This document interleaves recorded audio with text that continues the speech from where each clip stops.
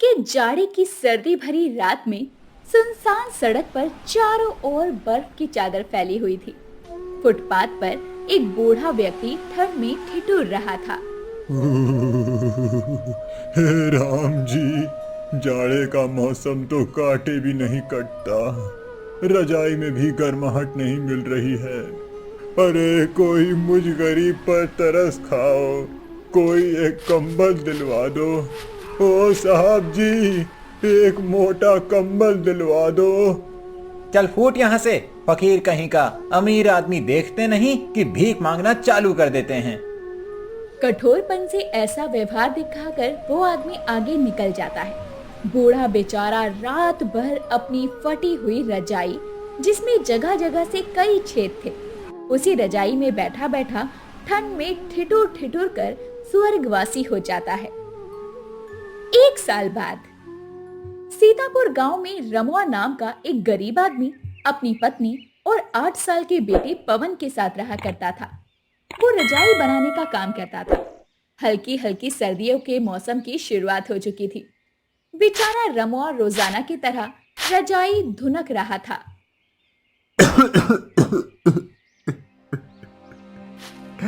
हे भगवान, रजाई में से कितनी धास उड़ रही है। सांस लेना भी मुश्किल हो गया है। बस कैसे भी करके आज रजाई बिक जाए। भगवान, घर में अनाज लेके जाना है। ऐसा बोलकर दोबारा से रमुआ रजाई धुनकने का काम करने लगता है। उसकी रजाई की कोई बड़ी ज्यादा दुकान भी नहीं थी। वो रोड पर ही एक फटी हुई तिरपाल के नीचे बैठकर बोरी बिछाकर रजाई बनाया करता था। उसके ठीक सामने जिग्नेश की रजाई की बड़ी सी दुकान थी। वो बहुत घमंडी था और लोगों को ठगता भी काफी था। कई देर के बाद एक ग्राहक रमुआ यानी कि रामू के पास आता है। उसने महंगा स्वेटर पहना था और मखमली मफलर भी ओढ़ा हुआ था। अरे ओ काका, ये रजाई कितने की है? केवल 500 रुपए की बेटा। क्या कहा? 500 रुपए की रजाई? बेचने वाला दाम बताओ काका। कोई सोना चांदी थोड़े ना जड़ा हुआ है इस रजाई में जो इतना रेट बता रहे हो। बेटा, बड़ी मेहनत लगती है एक रजाई बनाने में। रुई धुनकते हुए जान हलक पर आ जाती है, लेकिन क्या करें, मजबूरी में पेट भरने के लिए इतनी ठंड में रोड पर बैठकर रजाई बनाता हूँ। एक रजाई से 500 भी नहीं कमाऊंगा तो कैसे पेट भर पाऊंगा परिवार का। वो सब मैं नहीं जानता। रजाई बेचनी है तो बोलो, लेकिन मैं 200 से एक कौड़ी भी ज्यादा नहीं दूंगा।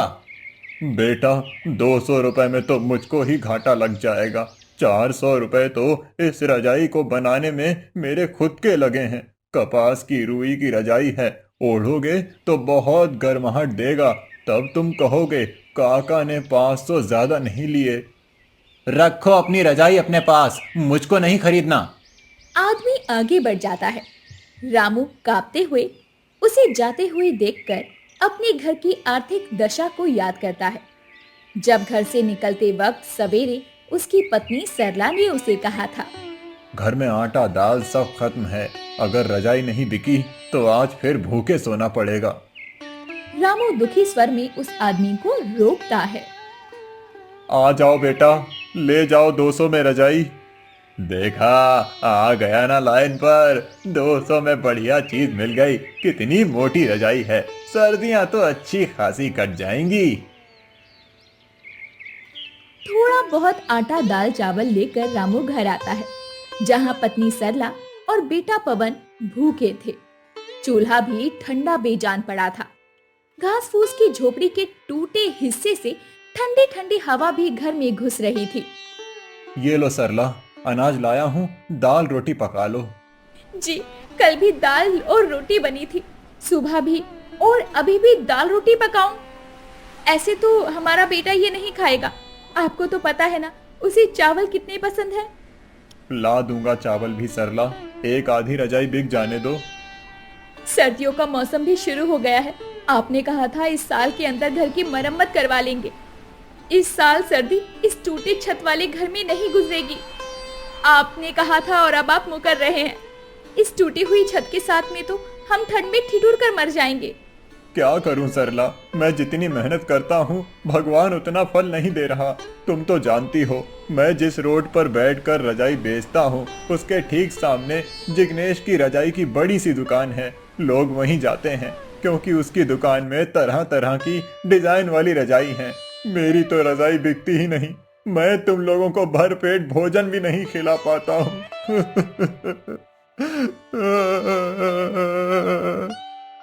अजी रो मत, भगवान के घर देर है अंधेर नहीं। देखना एक दिन वो हमारे सारे दुख तकलीफ दर्द दूर कर देंगे, आप देखना। अच्छा मैं खाना बना लेती हूँ। इसी तरह से दिन गुजरते जाते हैं। अब कड़ाके की सर्दियां पड़ने लगती है। सड़क पर सारा सारा दिन धुंध छाई रहती। बेचारा रामू ठंड के मारे हाथ पांव मलते हुए ग्राहकों के आने की राह ताकता। कितनी बर्फीली हवा बह रही है। ओह, ये ठंडी हवा हड्डियों में चुभ रही है। एक आधी रजाई भी बिक जाए तो घर चला जाता। तभी दुकान में अंगीठी में आग तापते मजे से मूंगफली खाते हुए जिग्नेश उसकी हंसी उड़ाते हुए बोला। वाह भाई वाह, क्या मीठी मीठी मूंगफली है, मजा आ गया खाकर। वैसे सर्दी के मौसम में मूंगफली खाने का मजा ही अलग है। क्यों भाई रामू, क्यों रोड पर बैठा है? देख नहीं रहा कितनी सर्दी गिर रही है, कुल्फी जम जाएगी तेरी, घर चला जा। एकदम से मौसम खराब होने के चलते बर्फ पड़ने लगती है।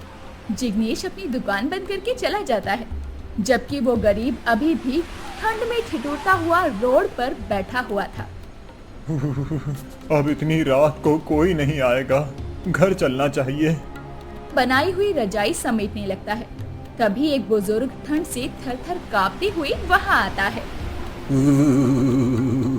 बेटा सर्दी लग रही है, देखो ना मेरी रजाई भी एकदम गीली हो गई है, हर जगह से खराब भी हो गई है, इसे ठीक करवाना है। हो जाएगी बाबा जी, आप मुझको अपनी रजाई दे दीजिएगा, कल सुबह ले जाना। मेरे पास तो केवल एक ही रजाई है, ऐसा करो तुम मुझे आज रात के लिए अपनी रजाई दे दो, कल सुबह तुम मेरी रजाई ठीक कर दोगे तो मैं तुम्हें तुम्हारी रजाई लौटाकर अपनी रजाई ले जाऊंगा। ठंड का मौसम है, जाड़े की रात है, बिना रजाई के नहीं कटेगी। रामू बिना कुछ सोचे समझे इंसानियत के नाते अपनी नई रजाई बूढ़ी को दे देता है। थोड़ी दूरी पर जाते ही बूढ़ा कोहरे में कहीं गायब हो जाता है। रामू रजाइयों को लेकर घर आ जाता है। ठीक अगले दिन रजाई दुगने वजन की हो जाती है। हे भगवान, ये रजाई इतनी भारी भरकम कैसे हो गई? ऐसा लग रहा है जैसे इसमें ईंट पत्थर भरा हो। पति पत्नी सिलाई उधेड़ कर देखती है तो रजाई के अंदर ढेर सारे पैसे भरे हुए थे, जिसे देखकर पवन खुशी से चौंकते हुए बोला। ओ तेरी माँ पिताजी, ये तो पैसों की रजाई है, बल्ले बल्ले, अब तो हम कितने ज्यादा अमीर हो जाएंगे। अजी ये कैसी जादुई पैसों से भरी रजाई है आपके पास, ये कहाँ से आई? सरला के पूछने पर रामू को बाबा की याद आती है। वो समझ जाता है कि वो बाबा भगवान का भेजा हुआ कोई दूत थे। बस तुम समझ लो सरला, ये भगवान का आशीर्वाद है जो हम गरीबों को मिला है। अब हम अपना नया घर बनवाएंगे। पिताजी मुझे भूख लगी है, मुझको मटर पनीर खाने का दिल कर रहा है। जैसे ही पवन मटर पनीर की फरमाइश करता है, रजाई में एक सुनहरी रोशनी होती है और उसके सामने मटर पनीर हाजिर हो जाता है। देखिए माँ पिताजी, मैंने मटर पनीर मांगा और जादुई रजाई ने दे दिया। इसका मतलब ये जादुई रजाई हमारी कोई भी ख्वाहिश पूरी कर सकती है। हाँ बेटा, मैं कुछ मांग कर देखती हूँ। जादुई रजाई, हमारे पास सोने के लिए एक पलंग नहीं है, क्या तुम हमें एक पलंग दे सकते हो? तभी जादुई रजाई से दोबारा से रोशनी होती है और सुंदर सा पलंग भी आ जाता है। इसके बाद वो कपड़े मांगते हैं और वो भी हो जाता है। बहुत जल्द रामू पक्का मकान कर लेता है और रजाई की दुकान भी अच्छी सी पक्की बना लेता है, जिसे देखकर जिग्नेश की पत्नी रसीली उससे लड़ने लगती है। अरे वो कल का गरीब रमुआ रोड पर रजाई बेचने वाला तरक्की पर तरक्की कर रहा है और तुम रोज की 10 रजाई भी नहीं बेच पा रहे, खाक कमाई कर रहे हो। उसकी पत्नी सोने के जेवर और गहने पहनकर मुझे दिखाती है। मुझे भी सोने के गहने बनाकर दो। हाँ हाँ, पैसे तो पेड़ में उग रहे हैं ना, जो तोड़कर तुम्हें गहने ला दूं। मगर इस गरीब के पास एकदम से इतना पैसा आया कहाँ से? दाल में कुछ तो काला है। जिग्नेश सच जानने के लिए दीवार के सहारे खड़े होकर उनकी बातें सुनता है और जादुई रजाई का राज जान लेता है। अच्छा, तो इस गरीब के पास जादुई रजाई है। कोई बात नहीं, मैं उस रजाई को ही जला डालूंगा।